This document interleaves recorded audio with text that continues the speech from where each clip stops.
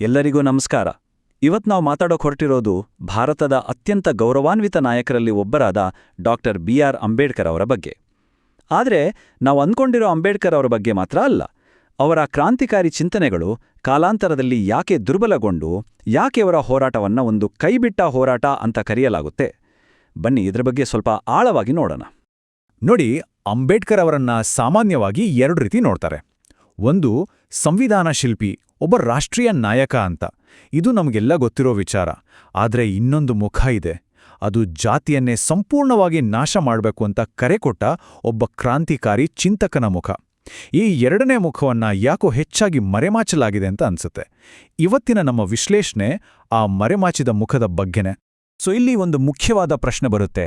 ಅಂಬೇಡ್ಕರ್ ಅವರಿಗೆ ಇಷ್ಟೊಂದು ಗೌರವ, ಪೂಜ್ಯಸ್ಥಾನ ಇದೆ ಅಂದಮೇಲೆ ಅವರ ಪರಂಪರೆಯನ್ನ ಯಾಕೆ ಕೈಬಿಟ್ಟ ಹೋರಾಟ ಅಂತ ಹೇಳ್ತಾರೆ ಅಲ್ವಾ? ಈ ಪ್ರಶ್ನೆನೇ ಇವತ್ತಿನ ನಮ್ಮ ಚರ್ಚೆಯ ಕೇಂದ್ರಬಿಂದು. ಹಾಗಾದ್ರೆ ಮೊದಲು ಅಂಬೇಡ್ಕರ್ ಅವರ ನಿಜವಾದ ಗುರಿ ಏನಿತ್ತು ಅನ್ನೋದನ್ನ ನೋಡೋಣ. ಅವರ ಉದ್ದೇಶ ಕೇವಲ ಒಂದು ಸಂವಿಧಾನ ಬರೆಯೋದಕ್ಕೆ ಸೀಮಿತ ಆಗಿರಲಿಲ್ಲ. ಅದಕ್ಕಿಂತ ಮಿಗಿಲಾಗಿ ಸಮಾಜದ ಆಳದಲ್ಲಿ ಬೇರೂರಿದ್ದ ಅನ್ಯಾಯವನ್ನೇ ಕಿತ್ತೊಗೆಯೋದಾಗಿತ್ತು. ಲೇಖಕ ಪಿ. ರಾಮಚಂದ್ರ ಅವರಿದ್ನ ತುಂಬಾ ಚೆನ್ನಾಗಿ ಹೇಳ್ತಾರೆ.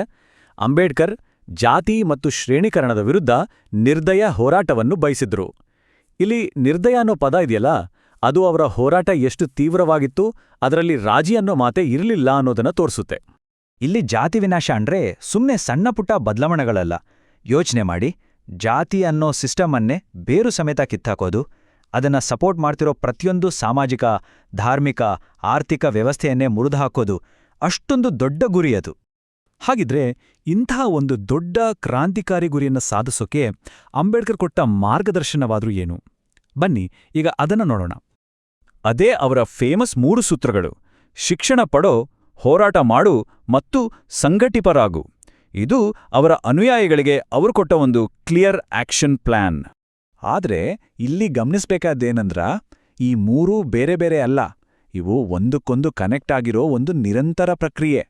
ಶಿಕ್ಷಣದಿಂದ ಅರಿವು ಬರುತ್ತೆ, ಅರಿವಿನಿಂದ ಹೋರಾಟ ಶುರುವಾಗತ್ತೆ, ಆ ಹೋರಾಟ ಸಂಘಟನೆಯಿಂದ ಬಲಗೊಳ್ಳುತ್ತೆ. ಇದೊಂದು ಸೈಕಲ್ ಮಾದರಿ. ಸರಿ, ಇದೆಲ್ಲವೂ ಅಂಬೇಡ್ಕರ್ ಅವರ ಮೂಲ ಆಶಯ. ಆದರೆ ಈ ಕ್ರಾಂತಿಕಾರಿ ವಿಚಾರಗಳು ಇವತ್ತು ಯಾವ ರೂಪದಲ್ಲಿವೆ? ಈ ಲೇಖನದ ಪ್ರಮುಖ ವಿಮರ್ಶೆ ಶುರುವಾಗೋದೇ ಇಲ್ಲಿಂದ. ಆ ಹೋರಾಟದ ಕರೆಗೂ ಇವತ್ತಿನ ರಿಯಾಲಿಟಿಗೂ ಎಷ್ಟು ವ್ಯತ್ಯಾಸ ಇದೆ ನೋಡಿ. ಪಿ. ರಾಮಚಂದ್ರ ಅವರು ಹೇಳೋ ಹಾಗೆ ಇವತ್ತು ಅಂಬೇಡ್ಕರ್ ಅಂದ್ರೆ ಹೆಚ್ಚಾಗಿ ಪ್ರತಿಮೆಗಳು, ಜಯಂತಿಗಳು ಮತ್ತು ಬರೀ ಘೋಷಣೆಗಳಾಗಿ ಉಳಿದುಬಿಟ್ಟಿದ್ದಾರೆ. ಇದನ್ನೇ ಸಾಂಕೇತಿಕ ರಾಜಕೀಯ ಅಂತ ಕರೆಯೋದು. ಅಂದ್ರೆ ಮೂಲ ಸಮಸ್ಯೆಗೆ ಕೈ ಹಾಕಲ್ಲ, ಆದರೆ ತೋರಿಕೆಗಾಗಿ ಒಂದಷ್ಟು ಕೆಲಸಗಳನ್ನ ಮಾಡೋದು.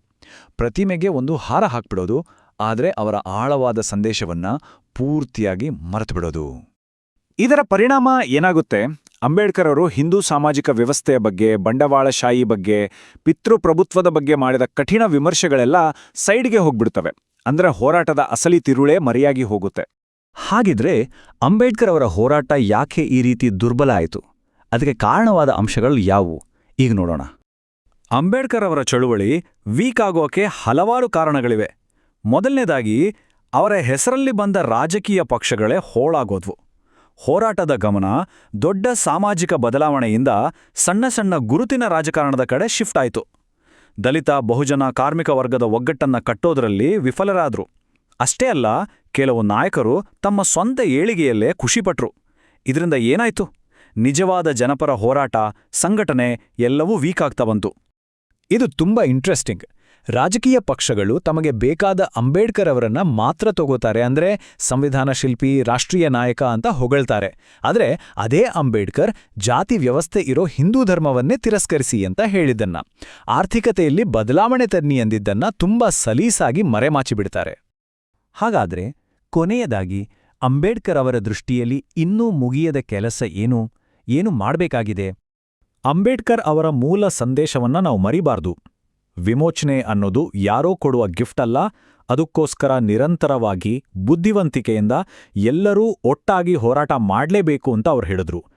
ಕಾಯೋದಲ್ಲ, ಹೋರಾಡೋದೇ ದಾರಿ ಅನ್ನೋದು ಅವರ ಸ್ಪಷ್ಟವಾದ ಮಾತು. ಹಾಗಾಗಿ ಅಂತಿಮ ಗುರಿಯೇನೋ ಜಾತಿ, ಅವಮಾನ, ಬಡತನ ಇಲ್ದೇ ಇರೋ ಒಂದು ಸಮಾಜವನ್ನ ಕಟ್ಟೋದು. ಈ ಒಂದು ಮಾತು ಇವತ್ತಿನ ಪರಿಸ್ಥಿತಿಯನ್ನ ನೋಡಿದ್ರೆ ಈ ಹೋರಾಟ ಇನ್ನೂ ಮುಗಿದಿಲ್ಲ ಅನ್ನೋದನ್ನ ಸ್ಪಷ್ಟವಾಗಿ ಹೇಳುತ್ತೆ.